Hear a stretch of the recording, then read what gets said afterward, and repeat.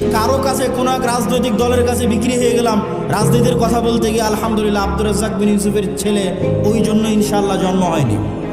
আব্দুর রাজ্জাক বিন ইউসুফ ওই বক্তাও নয়, বড় থেকে বড় নেতার ঘরে যখন প্রবেশ করেছে ছবি মূর্তি থেকেছে, যত বড় মন্ত্রী হোক, যত বড় মিনিস্টার হোক, আব্দুর রাজ্জাক বিন ইউসুফ দাঁড়িয়ে বলেছে ছবি মূর্তি সরাতে হবে, না হলে ঢুকবে না।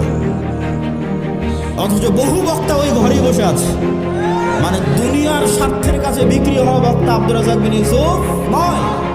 তো আমিও যদি কোনোদিন মনে করি দুনিয়ার স্বার্থের কাছে বিক্রি হয়ে যাচ্ছি, তো বক্তব্য দেওয়াই বন্ধ করে দেবো, দাওয়াত দেওয়াই বন্ধ করে দেবো। কিন্তু আব্দুর রাজ্জাক বিন ইউসুফ যে আমানতের, ন্যায়পরায়ণতার এবং যে বিশ্বাসের একটা মানদণ্ড নির্ধারণ করে গেছে, ওইটার সাথে ইনশাল্লাহ খেয়ানত করবো না। আল্লাহ যদি আমাকে কবুল করে, তো আমাকে দিয়ে বাংলাদেশে পূর্ণাঙ্গ বিপ্লবের যদি আল্লাহ সুবহানাহু ওয়া তাআলা কবুল করে, করুক। আর আল্লাহ সুবহানাহু ওয়া তাআলা যদি কবুল না করে, তো